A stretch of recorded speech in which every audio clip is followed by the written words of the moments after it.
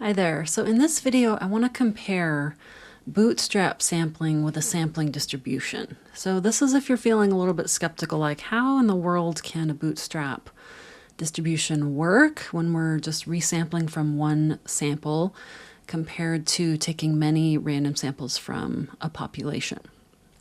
Okay, so I'm going back a ways to when we did sampling distributions, and I'm going to go back to the baseball salaries because we've worked with that data set a lot, so it's hopefully familiar to you. So I have the sampling distribution of a mean app right here. I'm going to go there in a second. Using the baseball salaries, and then this one gives us our population graph to the right.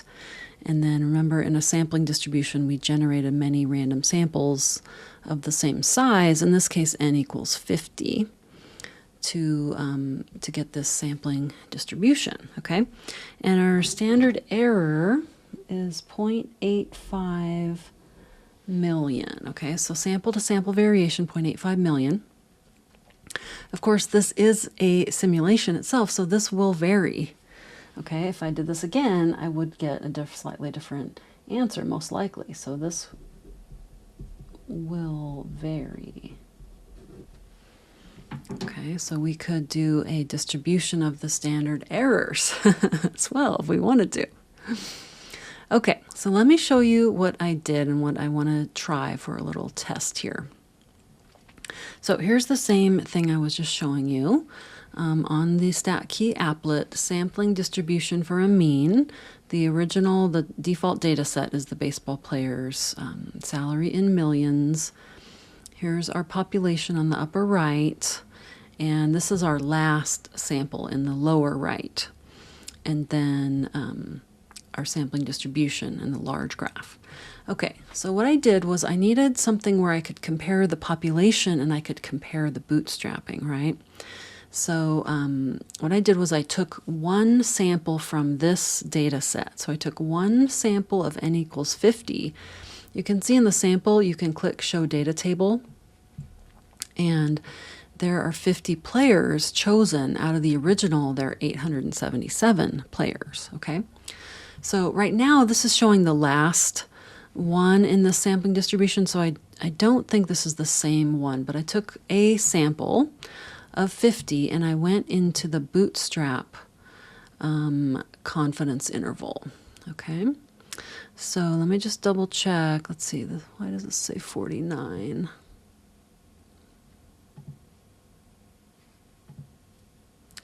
Oh, it says 49. Okay, well, let me do it again then. So what I did, maybe I missed one accidentally. I'm going to actually then take this last sample and I'm copying it to put it into, so I'll clear this out. And what I'm going to do is edit, oops, I don't want to upload a file. I want to edit the data. So you can see I have some baseball players in here, but I didn't notice that it said 49, so I must have missed one accidentally. So what I'm going to do is paste my new sample in, and my first column is the identifier, it's the name, and then, oh, we don't have a header row. That's probably what happened. I don't have a header row, so it probably took away that first one, thinking it was the header. Okay, so hopefully this will work better this time. So now I can see I have n equals 50, and this is my original sample, okay? So I like this because my original sample here is the last sample we did here. So we should have the same statistics, 5.288 for the mean, 5.877. Yeah, 5.288 for the mean, standard deviation is 5.877. Okay, so that's our sample. So now we're sticking with only this one sample. And then I'm going to do 1,000. Remember, we're comparing how is our standard error with bootstrapping compared to our standard error with a sampling distribution. Okay, so here the standard error is 0.829. So I'm going to write down a bunch of these.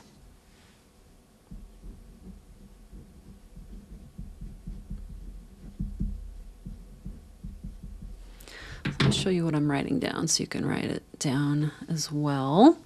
I'm actually going to cross out my first one because I didn't have 50, I had 49, so that could make a slight difference.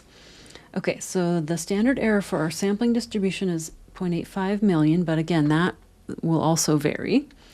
So I took one sample of size n equals 50 from the population, and I imported that sample into the Bootstrap app.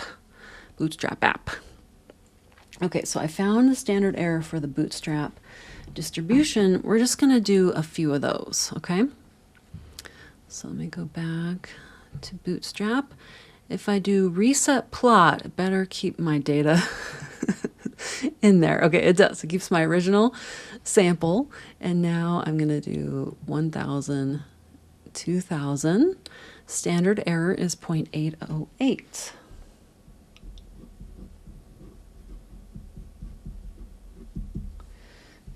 And we're comparing with 0.850. Okay, and reset plots, 0.816.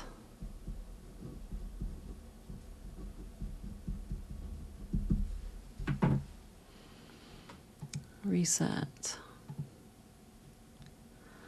Standard error, 0.822.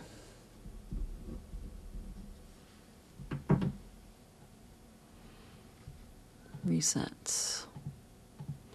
2,000 more samples, 0.816. Okay, so I'll show you, I'm just writing all of my standard errors here.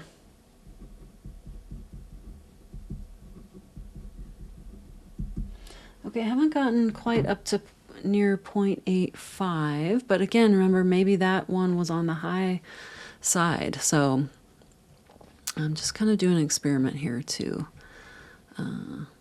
Both to help see the difference between sampling distributions and bootstrapping, but also to maybe convince you that the standard error is pretty close. 0.817. Hopefully it won't have the opposite effect. But this is why we really need a representative sample, right? Because if we've got bias in one direction, 0.828, then we won't be able to recover from that, right? 0.824.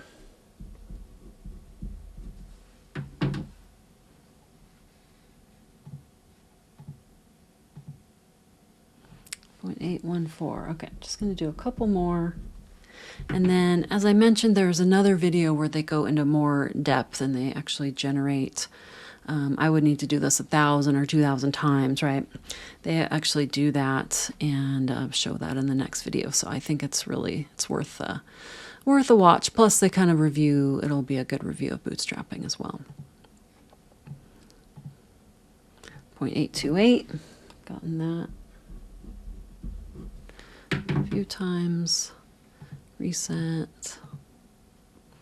0.846.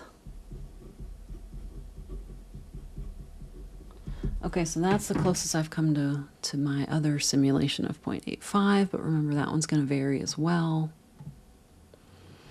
0.813.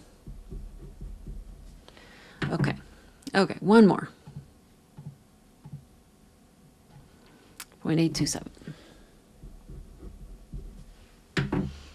Okay, so I hope that helps show you that the standard error for bootstrapping distribution is similar, fairly close to the standard error of the sampling distribution. And since in real life we'll never have a sampling distribution, the bootstrap distribution is what we usually use because that's all we've got is our one sample.